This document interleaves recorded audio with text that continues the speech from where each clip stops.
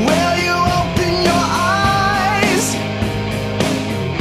It's a wonder what you'll find with an open mind. You may be surprised. Yeah, gotta get away from this illusion for the sake of the world. This delusion is gotta go.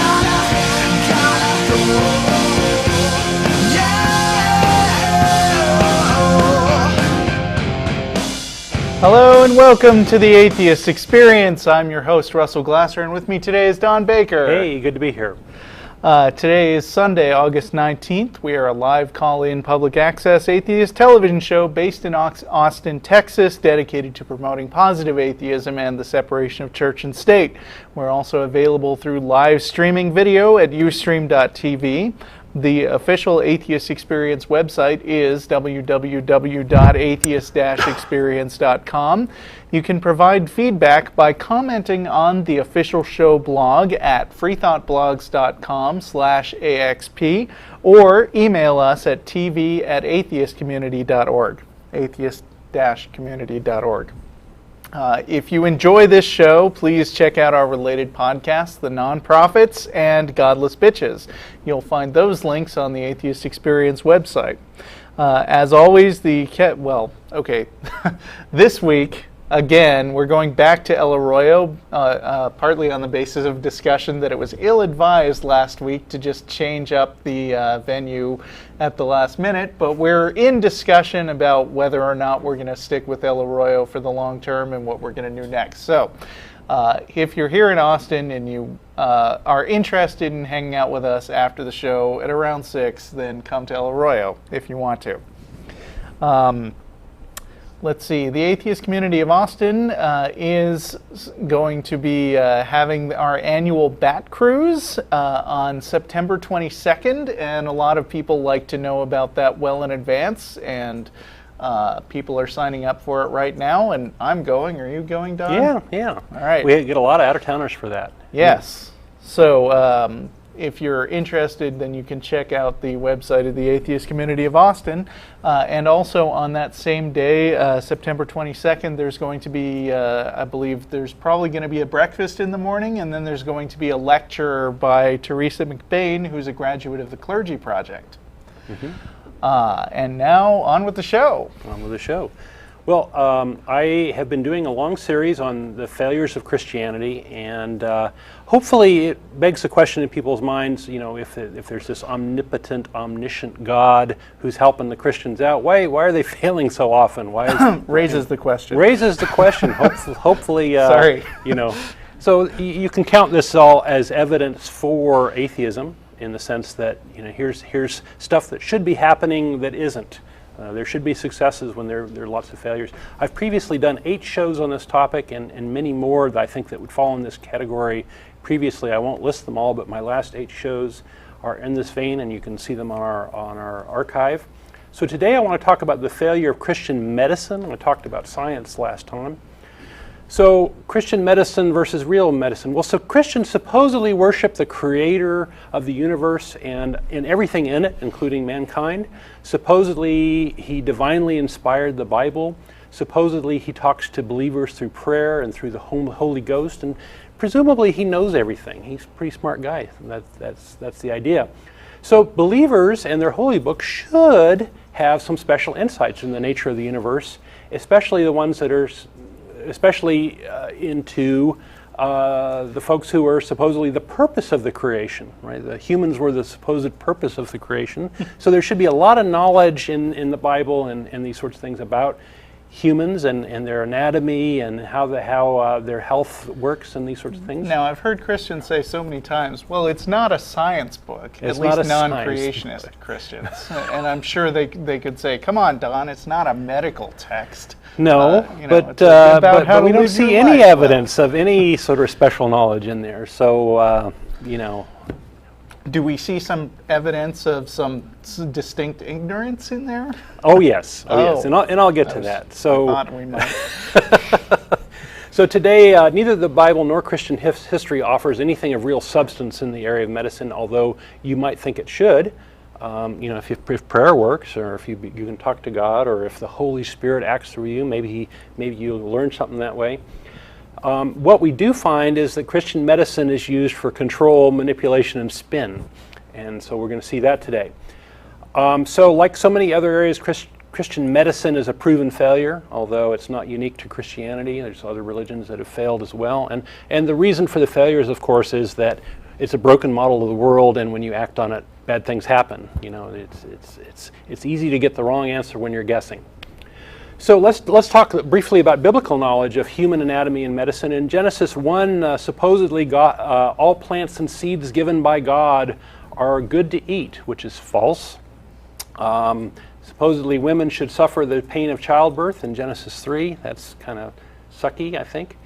God gives a cure for leprosy in Leviticus 14 and spouts other nonsense about the disease. None of that cure is accurate, nor is anything that he said about the disease accurate. In 1 Samuel chapter 5, hemorrhoids are a plague from God, and that's the golden hemorrhoid story. That if you haven't read that, that's pretty funny stuff. In Judges 20, Samson loses his strength as a result of having his head shaved, which doesn't happen. In Proverbs 20:30, the blueness of bruises cleans away evil, supposedly. There's a lot of goofy stuff. There's a deep fascination in the Bible about foreskins. We're not quite sure why. Man's seed is the only thing necessary to make babies, according to the sentiment of that. And women are kind of second-class citizens because they don't really contribute. But of course, that's false. Reanimation of various dead people by magic, supposedly, especially in Matthew 27. Supposedly happens all the time with these folks. In that particular quote, the saints are resurrected and go marching around. When the saints go marching.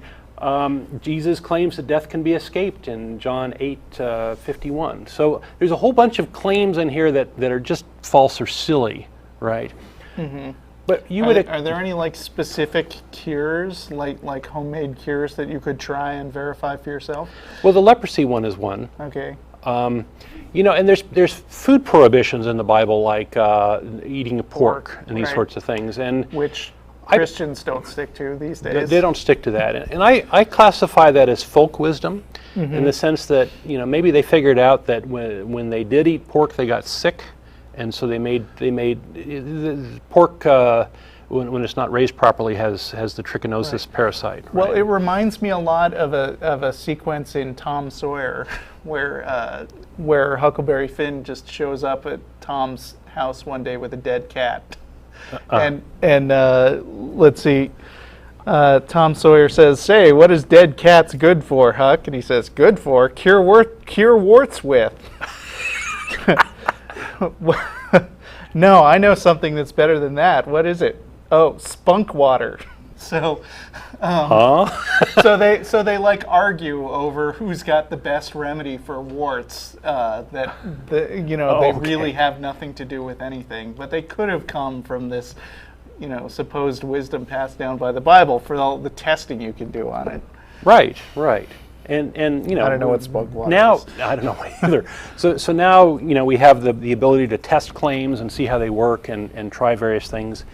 I don't mean to disparage folk wisdom, but I don't see anything that's miraculous in the Bible. So there's nothing in the Bible about evolution, common descent, germ theory, or sanitation, other than the folk wisdom that was made sense at the time.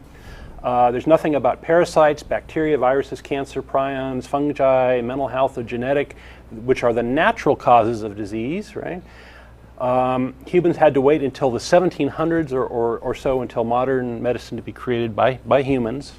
And modern medical technology has been used to increase the understanding, while Christianity really makes no difference, but is happy to claim credit in many cases.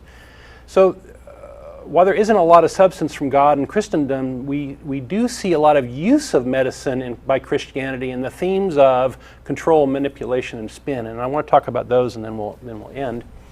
So in the theme of control,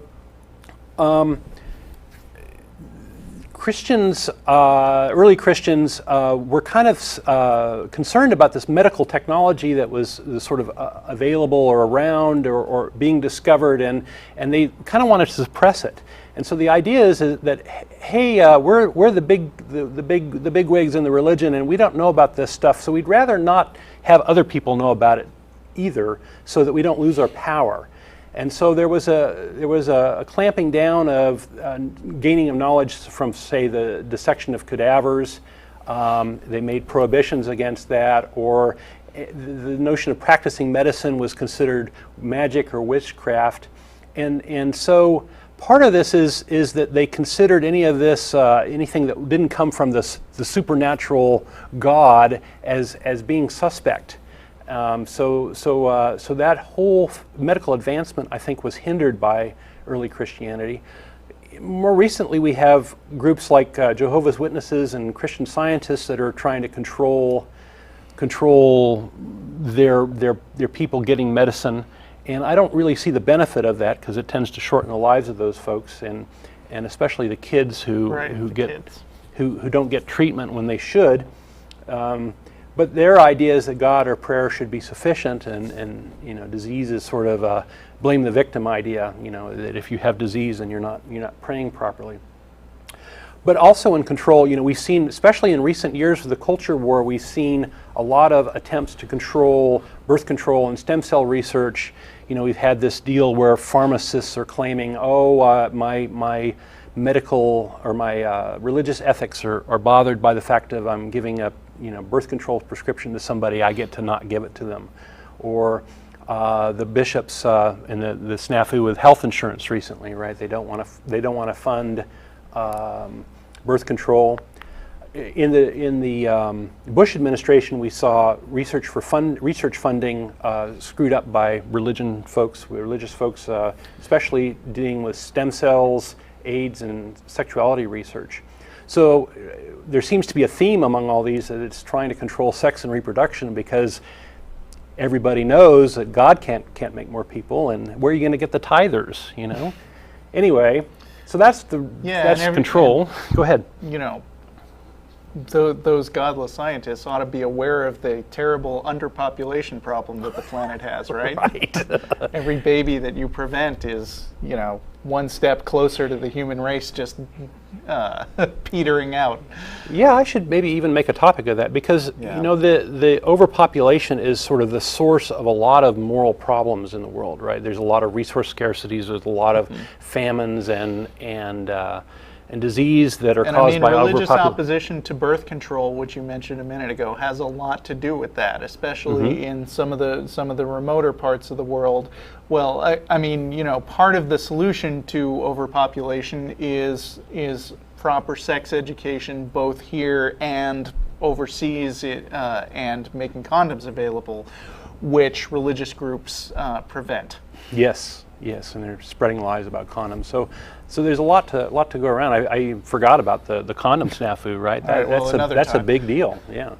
So we've talked about control a little bit. How about manipulation of the believers? Well, for years we've had holy cures at these pilgrimage sites where you go and you drink the holy water, you sit in the holy baths or whatever, and this is kind of marketed in a way of curing the diseases, miraculous cures. So the desperate go there and they spend their money and pretty much nothing happens. Anything that looks like a success is claimed, and sometimes they make up successes. The more modern version of that is faith healing, of course, and you can kind of tell it's fraudulent because it's performed as theater. They're not in hospitals curing people. They're doing it on stage to make money. And they're bilking money from the desperate, and it's really kind of sad and pathetic. Some of the folks that have done this in a lot is Peter Popov, Benny Hinn, Pat Robertson, and these folks, many of them are still kicking around doing this sort of thing. They've been exposed by James Randi, so he's the hero in all this, I think. Didn't Pat Robertson once say he had some sort of magic serum that made it so he could bench press a ton or something like that? Yeah, that was something he was hawking. Yeah. A literal ton. I don't think he ever demonstrated it, but he's from God, so you can take his word for it. Right. He would never lie. Right. Also a manipulation of the believers. We have Oral Roberts, 800-foot Jesus, or was it 900 foot? I've forgotten. Being used to raise money for a hospital that stole money from this community and largely sits empty, and it's mostly, I think, a monument today to his ego. So how about spin? Well, we can't not talk about religious spin in the area of medicine without talking about Mother Teresa. And she supposedly ran an alleged clinic in India to help the poor. In reality, it was this rather sad thing. It was I call it a sadistic trap for the terminally ill. Very, very sick people would go there and hope for some sort of mercy and some sort of help, and they would end up. She kind of enjoyed their suffering and thought that was a wonderful thing, and didn't really give palliative care to those folks and made them go out and beg for food and these sorts of things. So, but she raked in a lot of money, sort of allowing people to think that she was doing a lot of good there when she really wasn't. And she would use this money to fly to Europe to get real medical care for herself when she was ill. And she also used a lot of this money to prevent birth control in India, sort of adding to the poverty there. And so she's really sort of working very much against anything good, as far as I'm concerned. But she became a rock star, right? She was a big deal. She was pretty much all about, like, I mean, correct me if I'm wrong here, but her main thing was making people feel good about their poverty instead of actually doing anything. Right. So it was a way of spinning their suffering and giving it meaning in the Christian sense. And so that's where I believe it belongs in this category. It's like, this condom stuff and bringing actual food, that would detract from the greater purpose that your suffering serves. Right. Actually, I think that's the thinking. So in some cases, religion actually detracts from doing anything concrete, which I'm always reminded of how Rick Perry, had us all pray for rain instead of, say, implementing water conservation measures. Right. Right. So there's more to this Mother Teresa story. The Catholic Church wanted to sort of capitalize on her rock star status, and initially they held her at arm's length, but they came to like her at the end because there was this strong association with her in Catholicism, and so they decided to fast track her on canonization. And so there was this young woman who had tuberculosis and went to the doctor and got some medicine for tuberculosis, and she got better and got well. But she was kind of poor and ignorant and decided that she was praying to Mother Teresa and that she had cancer, not tuberculosis, and so her cure was miraculous, of course.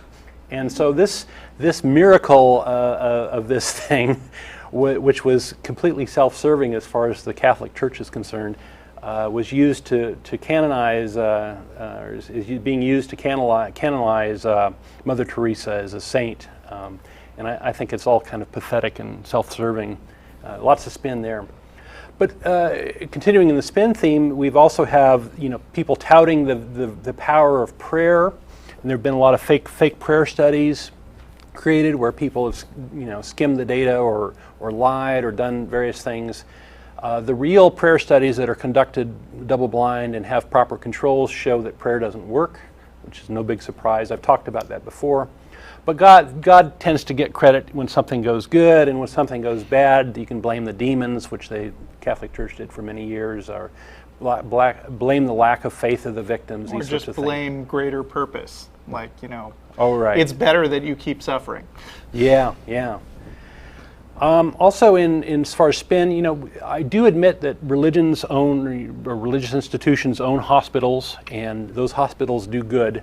I think that the religious part of those hospitals, or if you take a look at the religion aspect of it, that part of it is a detraction from the good that could be done without religion. For example, we have these hospitals being used to potentially convert people who are ill, or potentially use the hospitals as sort of spin for, hey, we're doing this wonderful work.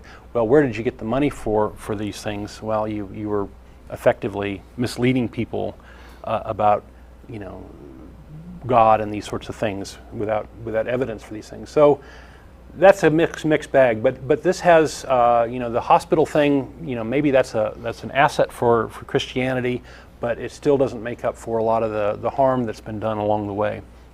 So in conclusion, Bible-based medicine is exactly what you'd expect from Bronze Age goat herders, and not much has come from Christianity since biblical times. And real medicine takes real work and real understanding, and it's the culmination of centuries of observations, hypotheses, testing, confirmation, sharing of reasoning, trials, these sorts of things done by vast numbers of dedicated people. And medicine has been used by Christianity for its own self-promotion at the expense of the sick and dying, which is kind of sad. So it's a failure in my mind, and chalk up another one. Okay. All right.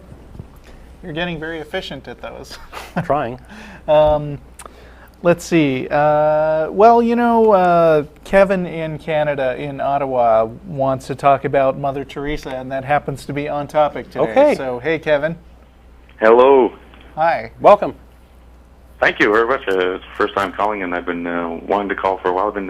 I just discovered your show just some months ago. I had no idea the scope that something like this could reach. The idea that atheism is actually expanding. It seems like everyone thinks it's so small, and everyone tries to convince everyone that it's so small, but it's not. It's growing more than we all know. Yeah, I think the number of self-declared atheists is larger than the number of Jews in the United States. I'm not sure about Canada. Yeah, there have been some studies that show that at least identification with not believing in God, which is atheism in all but name, is growing worldwide. And there was a recent survey that showed it might actually be growing by a lot in the United States. It's still small. I don't want to overstate it. I think the number of people who directly claim the label atheist is still like less than 1%. But yeah, perhaps. But then there's the closet atheists as well. Yeah. I guess it doesn't really matter as much as it's not like our team is winning so much as for me it's just a matter of how many people are actually paying attention and learning rather than sticking to one idea and not wanting to learn anything beyond it. Right. Raising consciousness, basically, as Richard Dawkins likes to say. And you guys are doing a tremendous job, and I'm so glad that I found you. Your show is educational and very entertaining. Thanks. Thanks. But we're not talking about that today. Okay. We're talking about the failure of Christian medicine, but I imagine you could make that all-encompassing and talk about all religious medicine. But in just Christian medicine, we have Mother Teresa herself, who everyone believes that Mother Teresa is a saint, even though she hasn't already been made a saint yet. But if you talk to people, they have that picture in their minds because that's what they've heard, that's what they've grown up with. It's interesting, isn't it, how this idea has taken hold. I don't think she's tried to dispel it or even promote herself directly, but she sure has gotten a lot of press and a lot of attention as this virtuous person, hasn't she? Well, she absolutely believed that she was. It's good to bear in mind that being made a saint is, really doesn't have that much significance because it's just the Catholic Church deciding whether or not to say some words, because it's a Catholic thing. It's a Catholic thing, but it doesn't have any actual power, is my point. In other people's minds it does, because as a wonderful person, she could make this much money, but as a saint, she can make so much more. Well, she's not going to make any money now, but...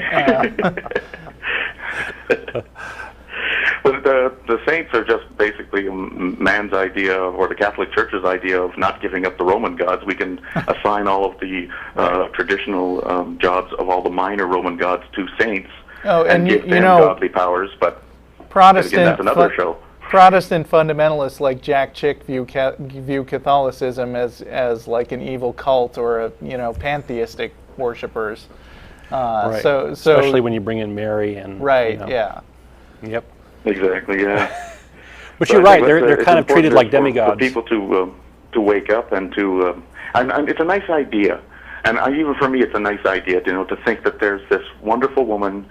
She's so loving and caring that she wants to help all these people when other people won't. She's willing to do so much. But the idea of it is much nicer than the reality of it, and so many people are more willing to hide from the reality to keep the idea rather than embrace the reality and do something positive instead.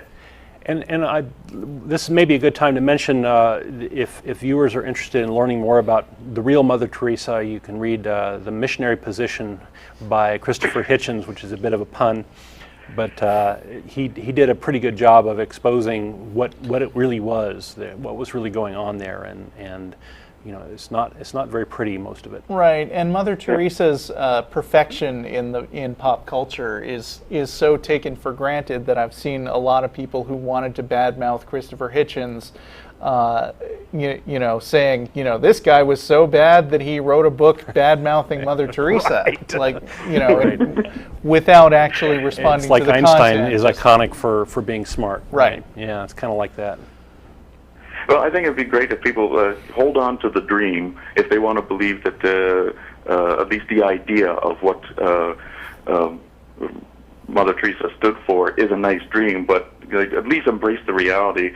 Take a look at the Christopher Hitchens things. There's also a website, www.stopthemissionariesofcharity.com, which I found. It's filled with a lot of information about what's actually going on there, and her organization it pulls in untold millions, but there's still money flowing. $100 million a year. Yeah, and can you imagine that if you were to take that money, like $100 million, and if you took $1 million from it to help a small town somewhere, anywhere in the world, that'd be 100 small towns you could help out every year. Yeah. To bring them, and if you took 10 million out, that would be 10, and in 50 years, that would be 500 towns that really should be up and running on their feet, having full hospitalization, education. With that money, that's what I would do with it. So yeah, I haven't heard of one town that's been up on its feet because of Mother Teresa. Right. So I would encourage people to donate, but be aware of where your money's going. That your responsibility doesn't end when you give the money. Right. Yes. To donate to the right place. Right. She's definitely not the right place to donate, because you donate food, you donate clothing and toys. The toys and that they do not make it to the children or to anyone in the hospitals. They get sold. Yeah, there's a lot of unscrupulous charities out there, so you do have to be careful. Yeah. Fortunately, there's some watchdog websites and things that help you decide that. All right. Well, thank you very much. Thank you for your call. Oh yeah, and I just wanted to say one more thing. Another thing that I found when I was looking at the StopTheMissionaryCharity.com was a site called Nirmukta, which is Nirmukta. So that's on Nirmukta.com. That is actually in India. That's their version, I guess, of the Atheist Community of India. Oh, and awesome. It's so nice to see that perhaps the work of Mother Teresa was the spawning of that as well. And hey, if anybody in Nirmukta is watching, feel free to call anytime. Well, if any of the Indian community in North America, they might be interested. Okay. All right. Thanks. Thanks a lot. Bye. No, thank you very much. Have a great one. Bye. Todd in Benton. Oh shoot, I'm not good on my state Arkansas. acronym. Is it Arkansas or it's Arizona? Arkansas, yes. Yeah, all right, okay. welcome. You're better than me. Howdy there. I have a question regarding atheistic reincarnation. I've been reading a lot of atheist books, and I find there's kind of this embrace of death. Like, we just live our life, and then that's the end. But I thought, if there is no limits on our life, there's no limits on the time, there's no God, then why don't we have the possibility of existing again? And I did search, and I found one guy named Jonathan Rowe who probably put this pretty good in explaining it. He said, if time is infinite on both sides, then we have an infinite role of the dice. Have you emailed me a whole bunch in the past? No, I have not. I've never just checking. Because I had a bunch of arguments with a guy who said pretty much what you're saying, and then stopped talking to him. But okay. Well, you're on the spot now. This guy's the all only right, person. I'm gonna say right now, you're probably really misunderstanding the nature of infinity in a crucial way. But go on with what you were saying. What we're saying is that we have infinite rolls of the dice. That means however infinitesimal small, the possibility that we've existed, we'll exist again over and over and over again because of that. There's no guarantee of that. Yes, but there's, well, the thing Okay, is, it's a nice, so I mean, it's a nice because thought we thing, don't you know? because we don't like the idea of dying, then we should just engage in some wishful thinking and pretend that we're not going to die because it could be possible. That's basically what religion does. Why should we take that seriously? It's not that we embrace death; it's that we accept it as real. yes, it is real. We will die, Okay. but the fact that there's even if there's any small possibility of existing again, we will, because it's No, like, you know, that's not true. well, I guess I looked at, well, if the universe is open, maybe it goes on forever. It may go on forever. The current thinking in physics is that the universe will expand infinitely and die of sort of a heat death, and the conditions for life will vanish over time. So Right. the window in which people can exist is not infinite. Yes. Yeah, and what people sometimes misunderstand about infinity is that you can have an infinite set that doesn't include everything in it. Like, for instance, the set of all even numbers does not contain the number 3. So you could live forever and never experience a particular condition, even though it's infinite. You see what I'm saying? Well, I have a hard time grasping that. Do you follow? Yes, just I'm not because sure it's if I infinite expressed doesn't mean it's necessarily okay, yeah. dictates Right. Just because that something is will happen. infinitely large doesn't mean that everything will happen. I mean, the decimal expansion of 1/7 is infinitely long, but it's just a repeating set of digits over and over again. So that doesn't mean that a different set of digits will eventually show up, even if you go on with that forever. Well, I look at it as like, if you have a Rubik's Cube, no matter how big that Rubik's Cube is, eventually you're going to just solve it, even if it's large as the universe. Not necessarily. What if your method for solving it is just turning the right side over and over again? Well, I mean, just because you do stuff at random doesn't mean that you ever do the stuff that leads to solving the cube. Now, I mean, if you were going to systematically go through every state of the Rubik's Cube, then yeah, you'd solve it sooner or later. But there's no guarantee that you're doing that. But I agree with Russell. I think this is in the category of wishful thinking, right? That you might live on. I think that atheists realize that life is short. We're going to be here a short amount of time, and we got to make it count. We want to make this life meaningful and these sorts of things. We don't believe that this is some sort of trial run or a place to wipe your feet before going on to the real thing. Right, which is not to dismiss the possibility entirely. It's just that, there could be any number of nonsensical things that you could believe, but the things that you should actually take seriously as things to put your belief in are things that you have evidence for, not just stuff that you wish were true. but the thing, once we die, we go through time, instant. I mean, if we had another existence on the other side, that time gap would be instantaneous to it because we didn't exist. You're saying if we were reanimated? Yes, if we somehow reanimated by just random chance. Yeah, I put more faith in technology for capturing our mental states or something, and putting ourselves into computers. This is called transhumanism, by the way. It's a kind of a Jeff D. If you call when he's on the show, he's a big advocate of transhumanism. Yes, he'll talk your ear off. Okay. But I put more stock in that. That's not just random processes, randomly leading to reincarnation. That's people trying to solve the problem and do something about it. Yeah, but well, what leads me down to think this is that we are the result of random chance. We are defying. We're not the result of odds. random chance. We're the result of random chance as acted on by natural stochastic processes. Yes, but we won this tremendous lottery. Uh-huh.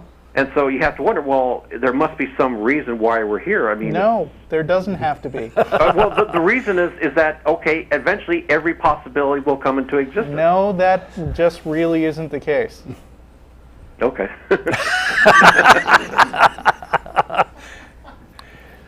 And I've explained why, because the conditions for life in the universe will vanish over time. I know you seem to limit the possibility, but is there a limitation No, on we don't any limit the possibility. We just don't take it seriously because there's no evidence for it. Dig up some evidence that it's actually going to happen instead of appealing to what you want to happen, and we'll think about it. Yeah. Well, I think the reason why there is because this is such a we're talking about numbers that are almost infinitesimal beyond the human comprehension. Best way I could come up with like trillion to the power, trillion to the power of a trillion, because even if Rubik's cube, the lowly Rubik's cube, there's 43 quadrillion possibilities there, and there's 7 to the power 27 atoms in our body. So it is very far out there, but. Yeah, throwing big numbers at a problem really doesn't say anything about what the odds actually are if you're just starting out completely blind. I think as well, then, if I am right here, then we've gone through the same exercise time and time again. We're on this never-ending wheel. And we gave you the same arguments. Yes. I think it's a lovely idea, okay. But I don't buy it. So. Yes, I'm all for living forever. I just don't think that spinning big numbers in philosophy is going to make it happen. Thanks for calling. Oh. Wait, am I sounding okay now? I knocked my batteries out a minute ago. You can't tell. What? Oh, I fixed it. Maybe. Somebody yell. Okay. Well. Technical difficulties. Let's take another call. What do you think? All right. I'll let you talk to Sebastian in London. Welcome, Sebastian. What do you got for us? Hello. Hello. Hi. Big fan of the show. Obviously, on the screen you can see my question, but can I just make a comment on what you were talking about earlier? That's fine. Well, you mentioned the people who don't take any kind of medicine. Right. Christian Scientists is a group. Sorry, there was an advert on the stream. It was very loud. I couldn't hear you. Oh, try turn off the stream while you're on the phone, because that's not going to help you. Yeah, the delay is very confusing. Yeah. But you mentioned that there are the Christians who don't take any medicine at all because they think that God will just heal it all for them. And obviously that's not a very clever thing to do. I don't think so, no. Yeah. But I'd say that that's actually probably one of the most honest beliefs. Yeah. Because they actually put the most faith into what they're saying. I can see that. Yeah. So it's admirable in that respect, I guess, that they're living by their principles, right? Even when. And my question was. Go ahead. My question was. I've been watching some of the older shows recently, and I saw that I think it was Matt said that agnosticism is about knowledge and atheism is about belief. I don't really understand that, so could you shed some light on it? You want to take that? Can somebody please indicate whether I'm coming through okay? But I'm going to assume that I can. Okay, good. Knowledge is defined in many philosophical circles as justified true belief, which means that knowledge is a subset of belief. You have to believe something in order to know it, because you can't know something you think is false. But there are a lot of reasons why you could believe something and still not know it. For instance, you could believe that homeopathy works, for example. You could believe that very sincerely, but you could be wrong. And also, people have beliefs about their own belief, which means that they have a greater or lesser degree of certainty about it. Like, for instance, I'm not sure if this is a good example, but I believe that there either is or there isn't life on Jupiter. But I don't believe that there is, and I don't believe that there isn't. I'm completely agnostic with respect to life on Jupiter. I guess I think you're not going to bet any money either way, right? That's the idea. So that makes me agnostic. Whereas if I was a guy who was positive that there was life on Jupiter, if I really, really believed that, then I wouldn't be an agnostic. But I could still be wrong. So when you apply that to the question of atheism, atheism could mean that you neither believe nor you neither believe there's a God nor you believe there's not a God. It's got to definitely be one way or the other, but you're not willing to commit to one or the other case. That's pretty pure agnosticism. Yep. And let me refer you to our Counter-Apologetics wiki, which is called ironchariots.org, is it? Yeah, I've actually been working a lot to combat spam. And there's an article. There's an article there about this topic. If you'd like to follow it further, I think it's a pretty Atheist decent versus agnostic, I think, or something like that. Yeah, atheism versus agnosticism. So we've covered it there, but briefly, we define atheism as the lack of belief in gods or God claims. So if you don't worship a god or you don't believe in a god, for whatever reason, you're one of our folks. So, but there is this other definition that gets thrown around quite a bit, which is atheists are sure that there is no God, and that's really a straw man argument. I think that nobody, there isn't really evidence to have that position. And I think even atheists who say I believe there's no God wouldn't say like 100% certainty. They would just say, given what I know, I really believe that there's not. Yeah, and I'm kind of in that category of, I've looked at evidence, I've looked for evidence, I've sat on this TV show for many years, waiting for a caller to convince me, and I'm still here, So I hope that helps, Sebastian. Does that clear anything up? Yeah.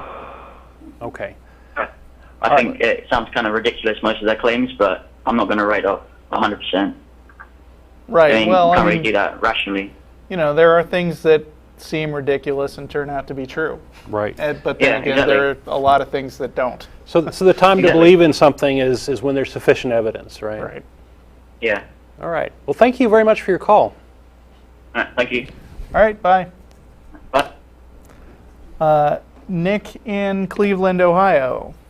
Oh, hey, what's up? Hey, you're on. Hi. All right, sweet. So I wanted to sort of address something that Don said. I think it was right around the time when the Republicans in Texas declared they didn't like common sense. But it was critical thinking, right? It was the party platform. I mean, in a sense, they don't believe in anything but common sense, according to the party platform, because the reason the party platform specifically opposes critical thinking is because it might challenge cultural beliefs. Right. Correct. Yeah. Anyway, we invite the audience to read the Republican Party platform of Texas. It's a piece of work. It's pretty amazing. Yeah. Well, that was. Yeah, it's almost tough to make fun of something that kind of makes fun of itself. I mean, it is a kind of a cartoonish thing almost.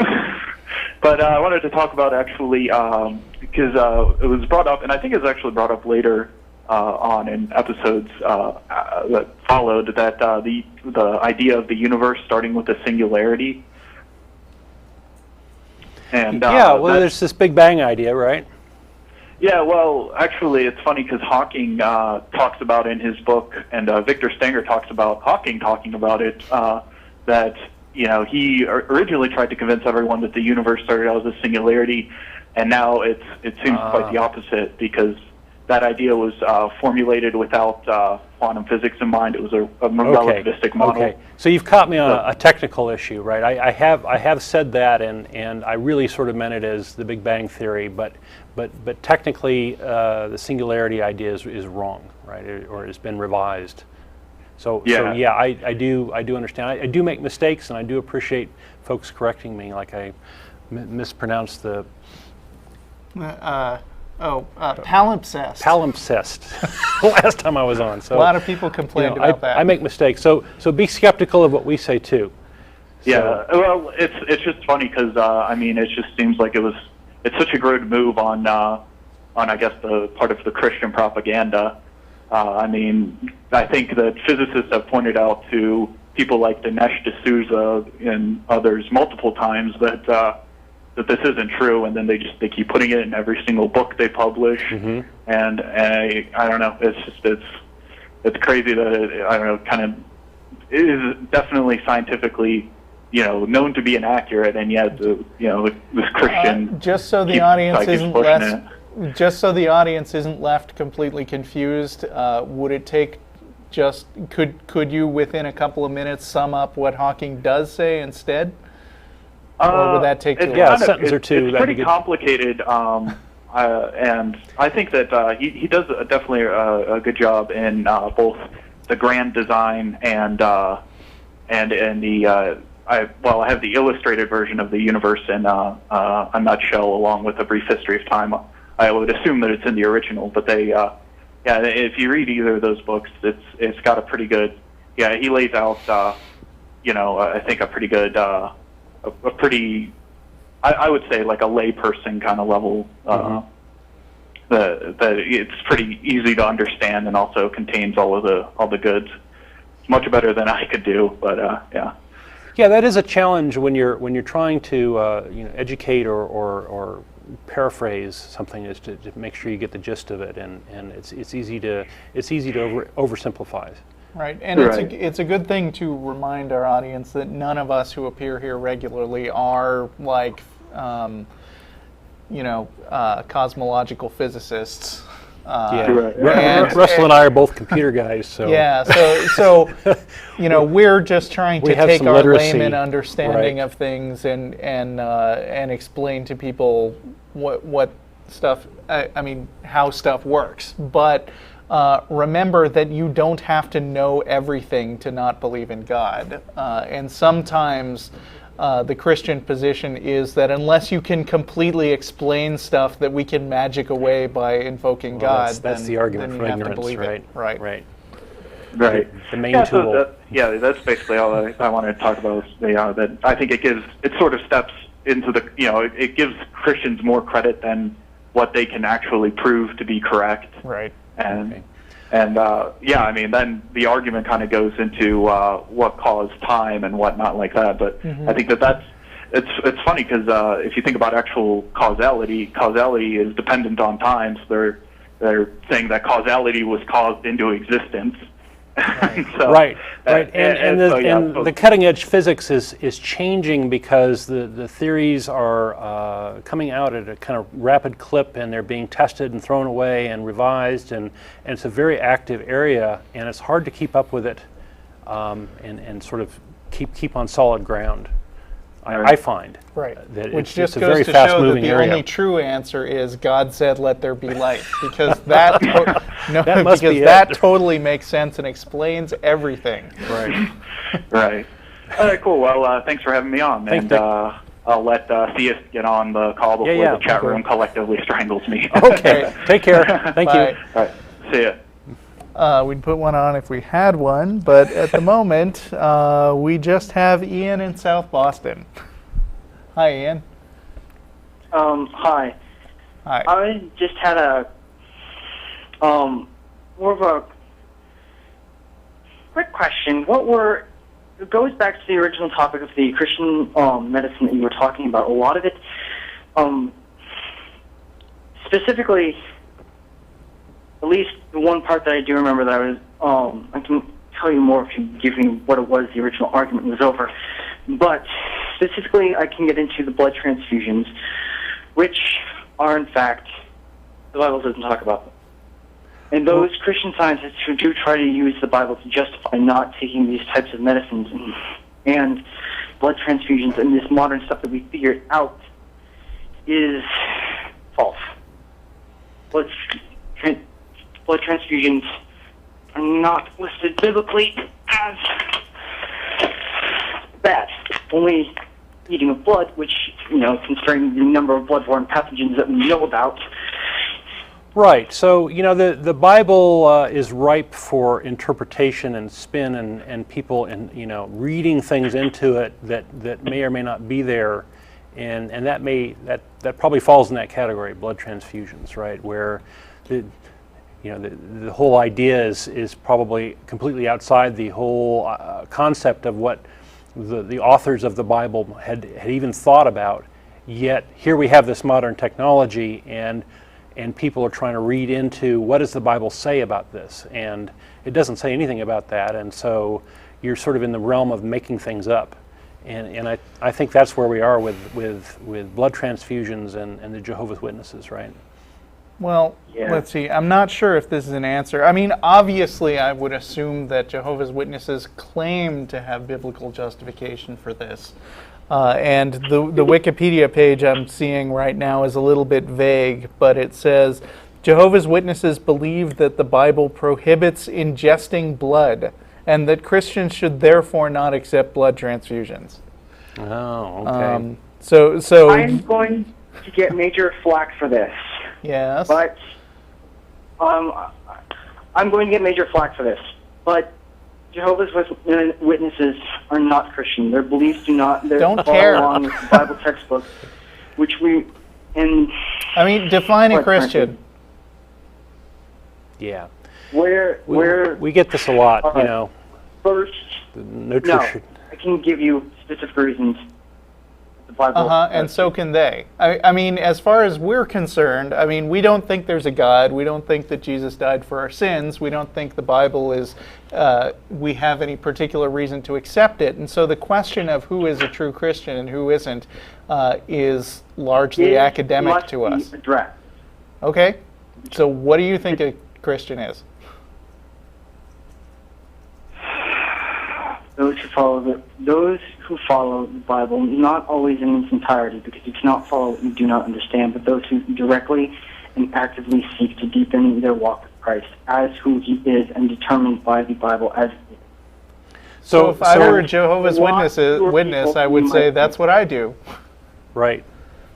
Right. No. That it's no. In the New Testament, Paul says, "Hey, don't have any more kids because the second coming is going to happen so quick, and it'll just make things complicated." And yet we have. Okay. So we're down to it. You're sort of reading in whatever you want to into the Bible. Is what I'm hearing. Suppose a person came along who claimed to be a Christian and said, "I follow the Bible, including I believe that what Paul said was actually right if you interpret it a certain way." Then he might claim that you're not a Christian because you don't follow the Bible as well as he does, right? No. Yeah, he would. I mean, you might say he's wrong, but that's what he'd say. They have been on occasion wrong. I think it was Peter who had to get chewed out by the rest of the early church because he was trying to have them originally follow the laws such as circumcision and sacrifice. Having the Gentiles follow such laws as circumcision, and they had, and that was not at all what the Bible had, what Jesus actually had told them. Tell you what's the magic recipe for what is true and godly and whatever in the Bible, and what of it is interpretation? Help me understand as someone who's outside of this. And thinks what's the true nonsense. What's the true do you take every other word, or do you get the red letter Bible and read the red parts, or what do you do? What's the magic recipe?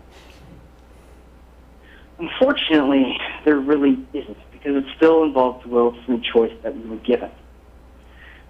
The Bible lists a number of, they're what are known as fruits of the Spirit. These are daily things that you just have to notice. They're like,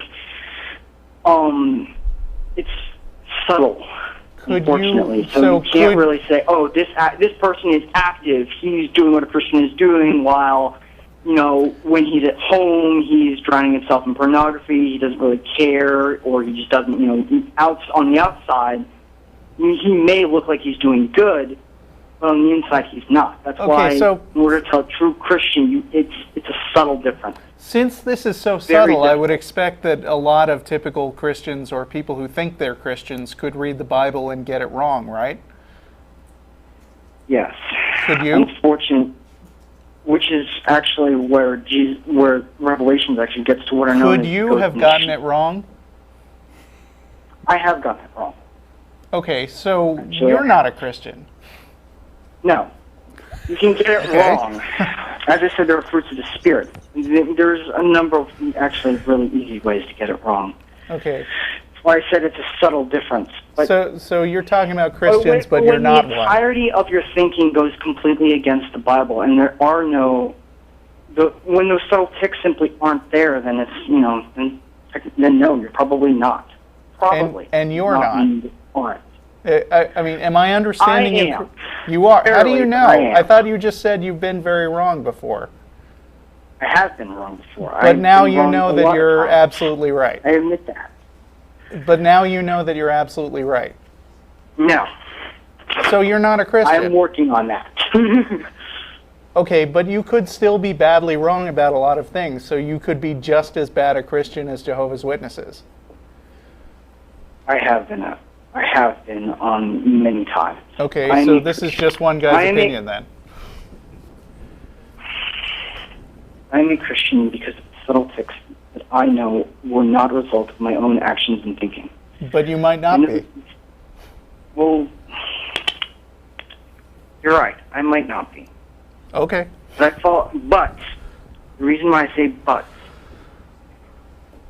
is that's why I examine my life, look for evidence of where I haven't been a Christian and where I have been, where I should say what I was supposed to do and what I shouldn't have been doing. Well, we get a lot of calls from Christians, and they all seem to have different concepts. Self-proclaimed Christians. They all have different notions of God, different concepts, different senses of morality, and these sorts of things. And from my perspective, it all looks like a giant hodgepodge of folks making it up. And there's some agreement because people attend churches and they get directions from on high, these sorts of things. Yes. So right. One of the 33,000 different sects. Right. No, that is exactly what keeps happening. Including yours. So how is it that you're? Yeah, exactly. How is it that we trust you and not all the other folks who called in? For all we know, Jehovah's Witnesses may be the only ones who actually read the Bible right. No, because you said do things that are completely contradictory. That the Bible specifically says no. Okay. And I can give you a specific example if you would let me. We would, but we're out of time, so I think what we'll do instead is put you on hold, and then we can talk to you for a couple more minutes after the show's over, and the internet audience will still see it. Is that okay? All right. All right. I can do that. That's our show, and thanks everybody for tuning in. Matt, get better. Yeah, we miss you, Matt. And thanks for joining me, Don. And I had a lot of fun today. Crew. Yeah. Yeah, and we're going to dinner. All right. Oh, El Arroyo. See you there.